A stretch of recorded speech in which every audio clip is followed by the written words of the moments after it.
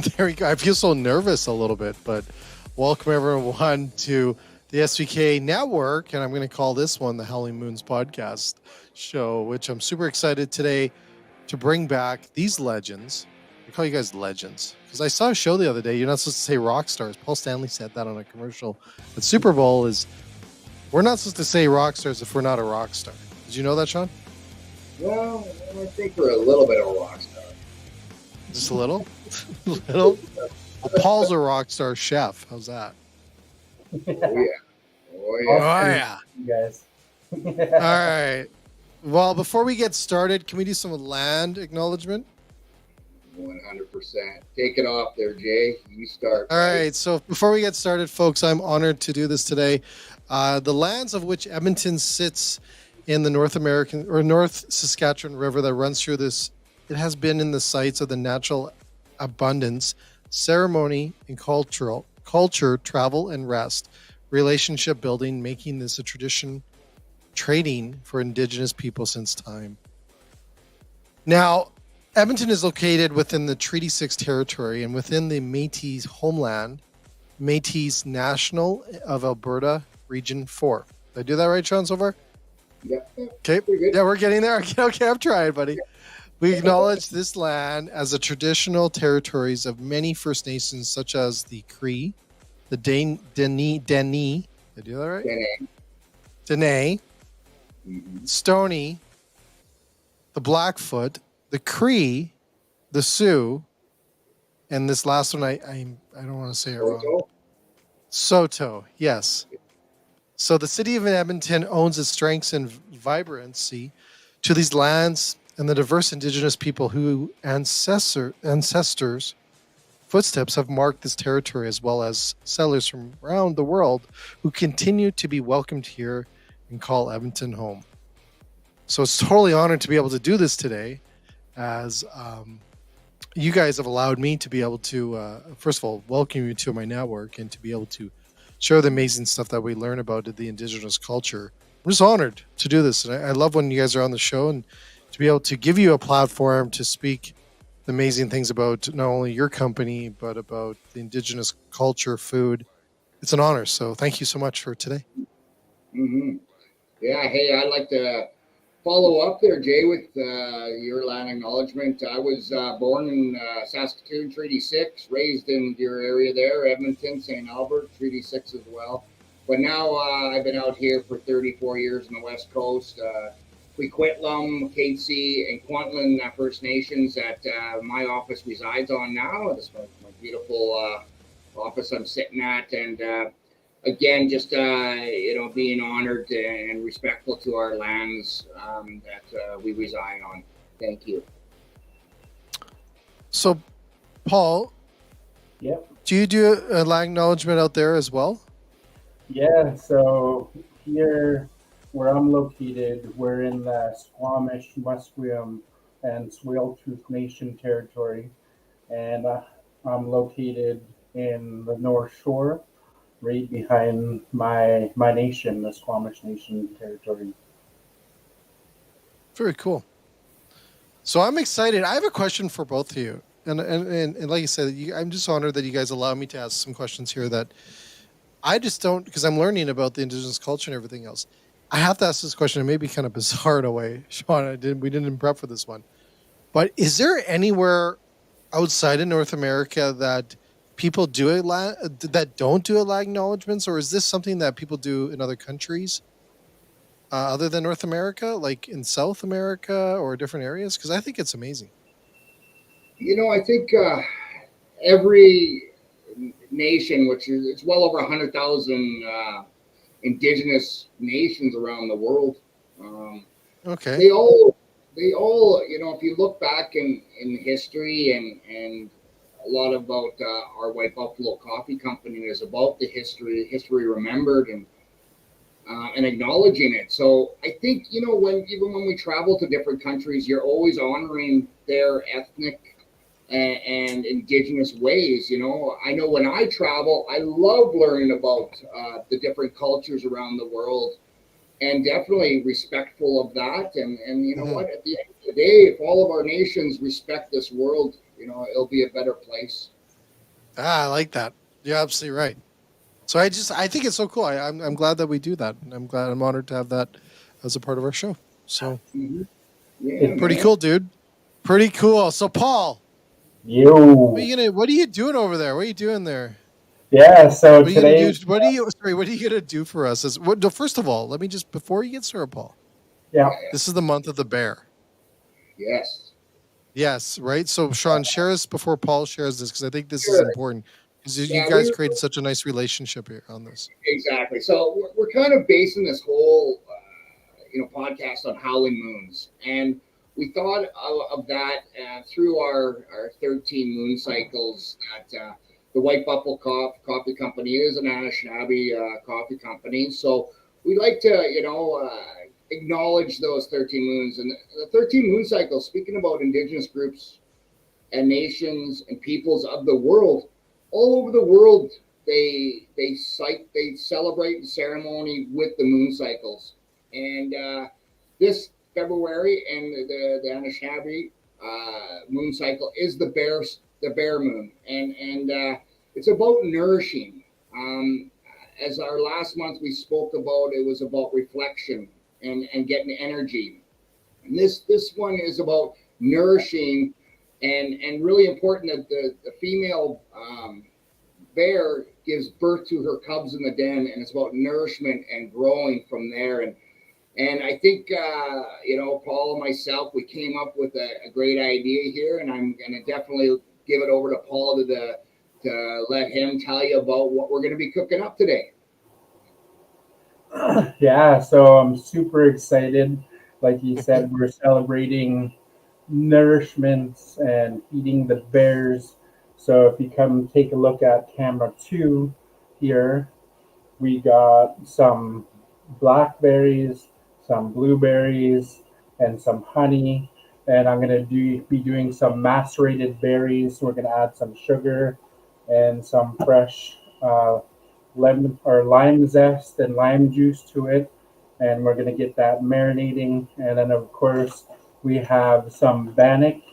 We can't make a dish without some bannock from Mr. Bannock. I like that he can't make it without Mr. Bannock. That sounds like a jingle there, Paul. yeah. I Well, think that's what you need. it's definitely like one of the fan favorites when you talk about indigenous foods. Like if you go to powwows or any major gathering, different families have different recipes and different styles that they would do, and that's what we do with Mr. Bannock, right? So we have the bannock as the base, like a bun, you would say. I call it a quick bread. So you can bake it, you can fry it, you can even do bannock pizzas with it. We've done a lot of media, and bannock pizzas are one of the favorites. But it's what you do with Oh, it. Yeah. I never The thought of that, but I think that's a pizza thing that we gotta work on. yeah. Well, Next show. Next show. yeah, it's what you do with it, right? Like the bannock is the base, but like here we have the fresh berries, and then on the pizza you would have the cheese and your favorite toppings. One of the best ones that we do on a food truck is smoked meat. So we do like smoked salmon, we do slow smoked pork, smoked chicken, like you name it, right? And that's some of the ancient cooking methods that I love to showcase and share with everybody. So Paul, I have to ask you a question as you make this dish. You just Yep. keep going. I'm gonna ask you questions while you make this. So I'm just So gonna mix I, berries here. I yeah. So I have a question for you, Paul. While you're Yep. making that, and just tell me to be quiet if I'm bugging you too much. But That's all good. is what is one of the things that people do wrong with bannock? Like when they Uh, go to do and they prepare it, what's one of the things that people you always go, oh man, not again, because there's got to be well, something. yeah. It definitely takes a lot of skill and like experience to do it because you can overcook it, you can undercook it, and a lot of people do. like bannock that's kind of doughy yet. Okay, And yeah, yeah. like I've been cooking indigenous food for like quite some time, like professionally since 2009, like in a Hmm. kitchen. Yeah.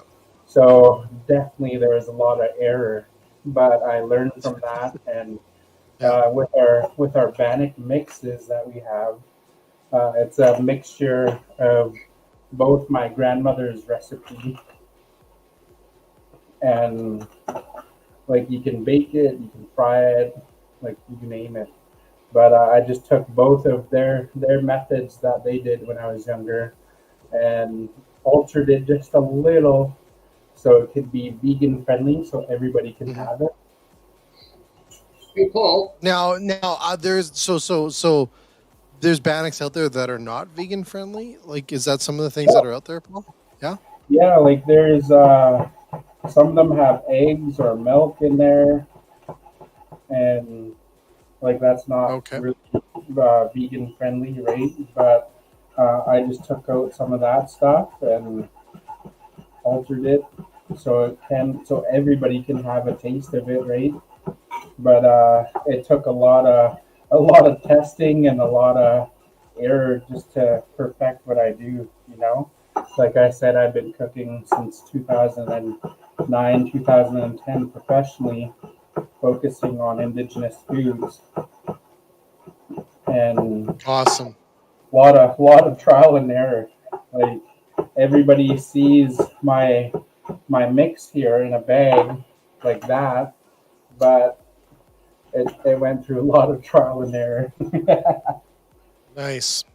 Yeah. Now, Sean, I have a question for you.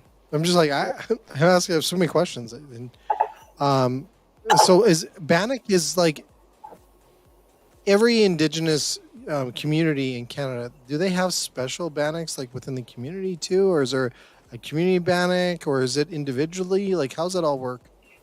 Yeah, you know what? I think Paul kind of touched a little bit on that. It's passed down through generations. So depending on their mixture and that, and when I first had bannock, it was on a stick, and I was going to actually ask Paul that question is because we had to have it a little bit more doughy, for instance, to put it onto our stick over an open fire. And I was going to ask Paul, have you ever tried that? Yeah, like growing up on the North Shore here, everybody who has knows about outdoor school, and that's in Squamish, BC. That's about maybe 40-minute drive, and one of the things that I remember the most is making bannock on a stick, but also they had these really old school cedar baskets, and they were like waterproof. So Yeah. they heated hot rocks in there, and then we made like a salmon soup with bannock on a stick, and that was just hugely like really traditional, and like that was still like in the back of my memory. Like, and this was back in elementary school, and that's Mm-hmm. just something you don't see all the time, right? Oh no, that's so cool though. Yeah, that's what I So remember too, Jay, is growing up having bannock made. I guess just not really realizing the traditional values, but all I knew was really good, and Hmm. we'd put some butter on that, and we'd be eating that on a regular basis. So yeah, you know what? It's all about the nourishment, and I think we can reflect on that as well. This is the staple to a lot of diets throughout North America and so forth. And each one of these moon cycles we'll be introducing will be different times of the year where different areas, different animals are harvested, fish are harvested. And each moon cycle will be describing each one of those. I don't want to give too much away because we want to tune in next month for which Yeah. is the sucker moon. But it's about survival, and so I'll give you a little bit. That's just a little preempt on that one because I really want people to tune in next month and find out all about the survival moon. So yeah, pretty excited about that. But you know what, our bear moon, I wanna add to it. So I was my given name was my Indigenous name is Mr. Musqua, which is Big Bear. And then I adopted Medik, which is Simshan for grizzly bear, and I'm very proud of that. And it was one of the names that was given to me because by an elder that the way I presented and walked through. It was a crowd in 2009, and he goes, you walk a straight path, and that's grizzly bear. Um, and so I'm really proud to be part of that in the respect that given a name and I held it I hold it well, and I just it's something that means a lot to me, um, and learning more about Chief Big Bear. He was buried in Palmaker, just out of Saskatoon. That's where I was born, and just a lot of the different history that was around Chief Big Bear, and I again invite the podcast viewers to do some research on that because it is part of Canadian history, and very proud of what he meant to history. So again, it's all about these teachings that we continue to pass on and keep alive. The traditions of the bannock, the berries, the fish and the animals of Turtle Islands. Very cool. So, Paul, what you got going there? Thank you, Yeah. Sean. So what did you do there? I missed that. I had the wrong camera. Yeah. What did you do there? So did you do that by hand? Yep. Well, we macerated these berries. There's a little bit of sugar, lemon juice, and the zest. So that's marinating, and it'll develop like a tartness.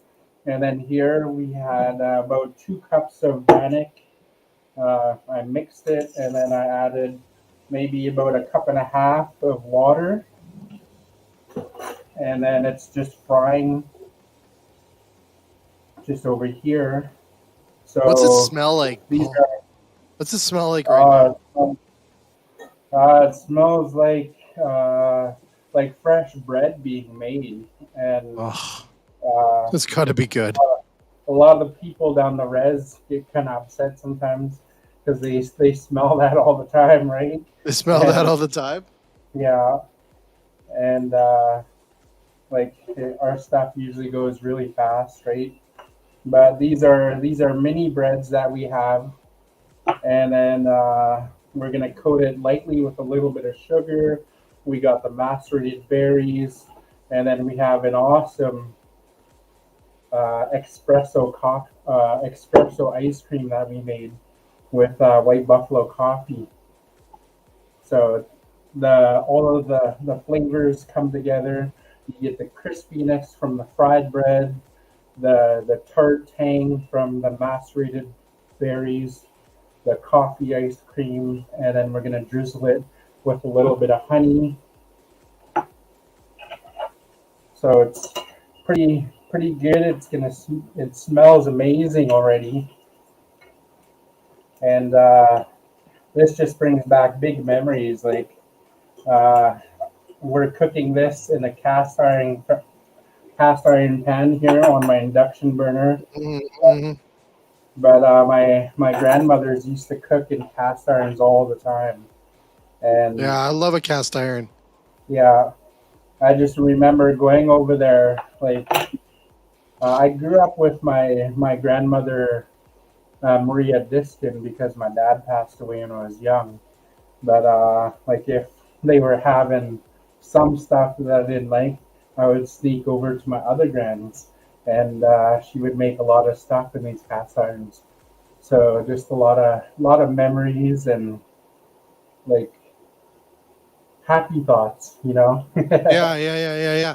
Well, I can sense that too with that whole cast. When you said that, I actually could smell memory. Like then, I always get those smell memories.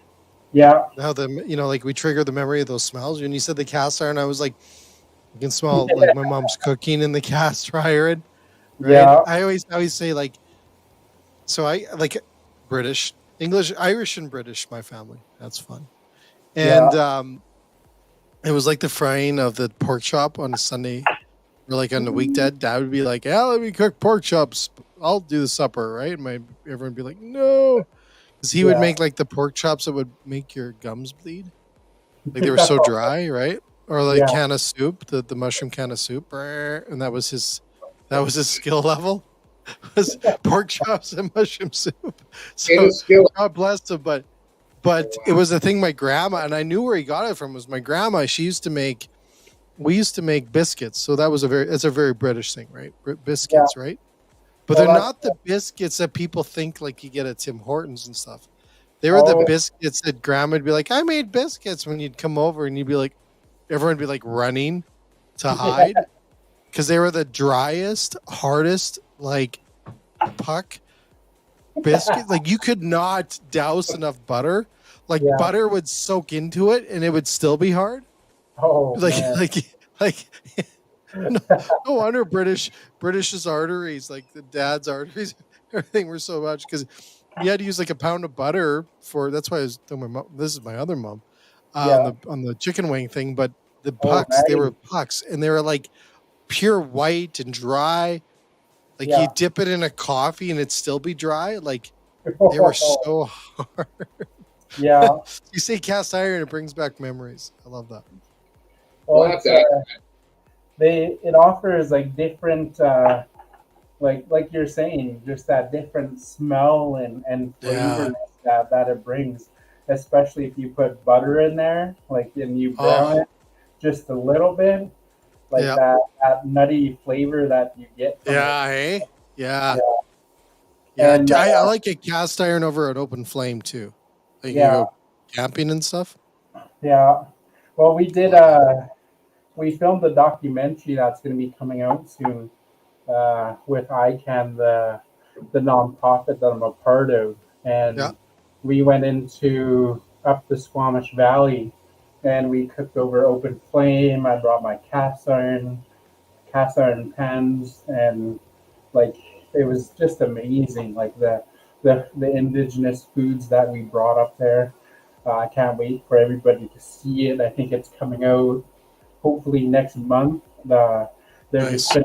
finishing some edits on there, but I'm super excited. So Sean, I have a question for you regarding like this flame and cooking stuff out in flames. Is there some parts of the indigenous culture that like still how much is that open flame and cooking on it a part of the indigenous culture still today? Like do people do this just for You know, ceremonies? Is this because I see it all the time? yeah, of course, cooking with fires. We're going way back in Yeah. history. That's the main reason of advancements in the human race. But I think it's more of the curing and the drying, which is so important to the indigenous communities. And each one has its own distinct, ways that have been, again, through traditional information passed on by the elders. And I think that's, there's so many different ways and so many different foods that have done that, cured and preserved. Because again, um, when we're trying to feed and nourish throughout the moon cycles, it's each food is stored in a certain way or eaten at that time, but each one Mm. had a purpose throughout the year. And we'll be focusing again throughout the year on different foods and different uses and why it was so important, for the nourishing, as the bear moon here is about nourishment, to have that. And then again, our next moon will be the survival.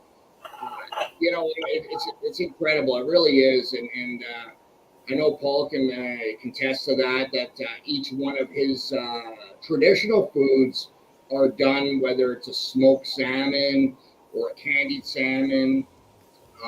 The bannock that would be stored in a dry place so they can continue making it throughout, West Coast being very wet. And there's different ways of storing that as well. So it's interesting, and we're continuing. Like myself, I'm continuing to learn each day as we move through these moon cycles on different foods, and I'm just so excited to be part of this, Jay, with you and learning on a daily basis. Incredible. Well, this is awesome. So, Paul, back to Paul. Yeah. What do you got there? So this is You're quick. How long was that? Whoa! Wait a minute. This is different than that Sesame Street clip from the '80s. Well, you know what I'm talking about, right, Sean? You saw it. You all saw that. We all were raised in Sesame Street. We get it. So this is the cast iron fried bannock that we got. God, that's awesome already. Yeah. Well, what are you doing? What are you doing there? So this is the mini bannocks, and we have just very simple plain sugar that we're gonna coat with it, just like so. And then we got some of the macerated berries here. We're gonna put a little bit on, just give it one more mix.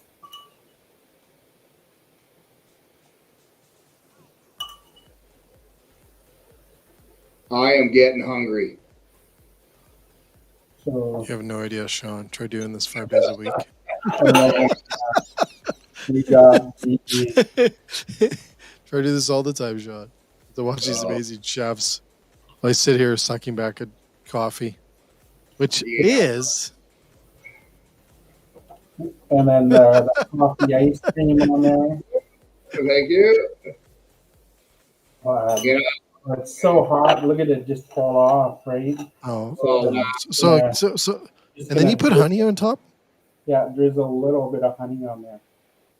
Nice. Just a little bit extra because bears are hibernating and they need some energy, So that's the fried bannock with macerated berries, the white buffalo espresso ice cream, and drizzled with a little bit of honey. Some dunk. Give us another camera. Give us camera one. Okay. Pull it up to the camera. Let me see side angle. There you go. There's a close up for you, Sean. Yeah, there you go. Yummy, yummy, yummy. Oh. So how's that coffee ice cream? Because I could use. It's so good. Like it has a little bit of like the kick from coffee, right? Yeah. And then just a little bit of the creaminess from ice cream, right? But mixed with just try to get a little bite here. That's a kind of it's almost like a vanilla latte.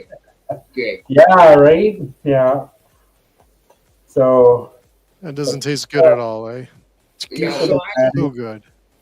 It's something that people can do at home too. Is mix cold brew or espresso shot in with their vanilla ice cream. You can top it with the vanilla ice cream, and it's delicious. If you're a coffee lover, you're an ice cream lover.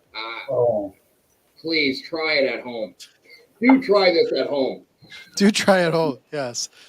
Play with this at home. That bite there, like I got like a big punch of the coffee flavor mixed with the bread and the sweetness. I was like, oh, there's like a party going on right now, I love that.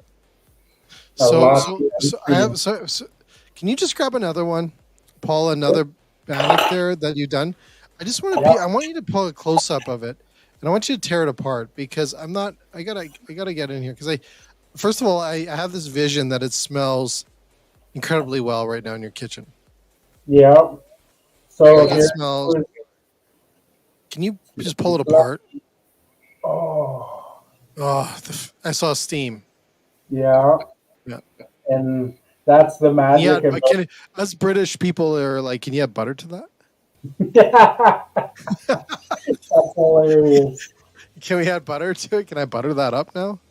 right? Like, cause there's steam. Like, I want to add butter, but it's probably not needed. But like, look at how thick that is, right? Like, I know, if it's you go huge. to if you go to any kind of feasts or powwows, they usually have Navajo style bread, and it's thin, like pretty Yeah, thin, but just a little bit thicker than like a tortilla. But this one's it's like that thin. Hey, super thick, right? that is super That's right. thick, Oh, and it's Woo! hot, steamy. Thanks. hey, Yeah, Paul, It go looks style. awesome. I want to see a pizza. I want to see a Bannock pizza. That's kind of my yeah. next thing. I'm kind of interested about that. Well, Hey, that You know was what we should? You know what we should do is we should turn the table here. We should get Sean to cook the Bannock pizza next time. oh yeah. that, Yeah, that's Well, your idea, Jay, with the whole infusion of Indigenous with Italian. Because when the moon's in the sky like a big pizza put some orange. That's that's my awesome. saying. I can't mute his mic, Paul. Not fast. You gotta warn me next time.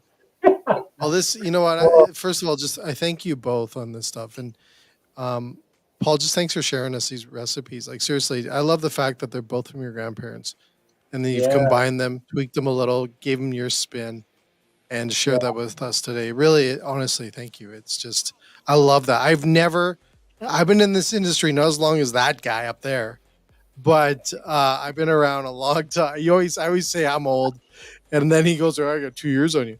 So. Anyways, I've been in the industry a long time. I have never heard. I've heard people, using their mom's recipe or their grandparents' recipe, but yeah, combining both. Like, yeah, first of all, just a little shot on my own, but if I did that on my family heritage, the recipe wouldn't taste good. Just so yeah. they wouldn't work together. That's funny. It wouldn't come out good. But I love the fact that you did that, and I think that's so cool. That is an idea I think others could do as well, and to incorporate it into a dish like you did. Yeah, Thank you again, Paul. I love the story. I love learning so much about your culture. Like I said, we all need to learn more about it every day, and we need to incorporate it into our menus as much as we can. And I think you showed a wicked idea that anyone could do, and yeah. um, yeah, it's awesome Well, stuff. So thank you. the berries are like really traditional, right? Like the blackberries is definitely one of my favorite because uh, Oh, back in the day we used to get the large ice cream buckets and go hand pick them like around the reserve, right? These days, really?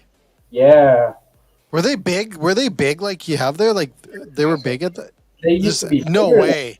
Yeah, Shut so up! like this is pretty big, but That's huge.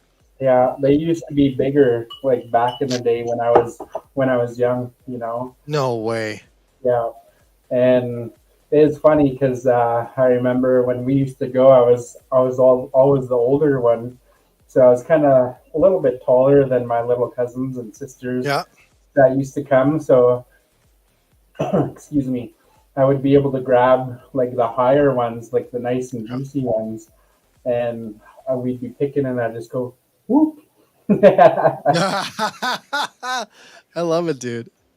It I love wouldn't it. go in the bucket. It would go Mm. in mine. You got to do in my mouth because you're putting in the labor. You're putting in the Mhm. work, right? And you're literally picking the berries. Well, the bears, it can be, Yeah, get exactly. The bears are eyeballing you, Paul. full eating the bears for the berries as well. So, It's Yeah. like it's a 2 for 1. They get you. They yeah, get you. Oh, They get a 2 for 1. I love well, that. that would be a Awesome. triple threat because my grandmothers would be upset, and my little sister and the bear. I love that. I love that. Well, thank you, both of you. It's always a pleasure, and I'm just honored being able to have this on our network and be able to give to you guys a podcast on our network. And I just thank you. I just learned so much, and we all need to. I think more and more. So yeah. have a great rest of your day. Sean, any last famous words? Hey man, McWitch, Chief McWitch is thank you in Anishinaabe. In Coasalish, it's Heiska. We'll see him. Hedgega. Yeah, I love Heiska. that. And you know what? It's all about the bears. It's about nourishing. It's about nourishment. We're going to get ready for the survival next month. Come back and watch us next month. All about the survival. And we're just, we're so excited to be on this podcast with you, Jay. And hey, you can what we're going to come up with next month. I'm not worried about you. Don't worry, Sean. You'll be doing. I'm worried about the Survivor thing a little. I'm a little that you might have something in store that it's going to blow my mind even more. Anyways, thanks so much, both of you. Have a great rest of your day. And to everyone else, we have a big show tomorrow. Robert Irvine's back, and he's going to be here with his book. Back. First time on the show. Chef Robert Irvine, as you may know from Restaurant Impossible, he's going to be on the show tomorrow. And then also in the morning, we have a tech show with Dylan and his team over at Notch. So thanks again to the Howling Moons crew and Sean and Paul. And we'll be back again tomorrow with more stuff on our show. So great stuff. Thanks again. And everyone else, have a great rest of your day and get out there and support our industry. Cheers.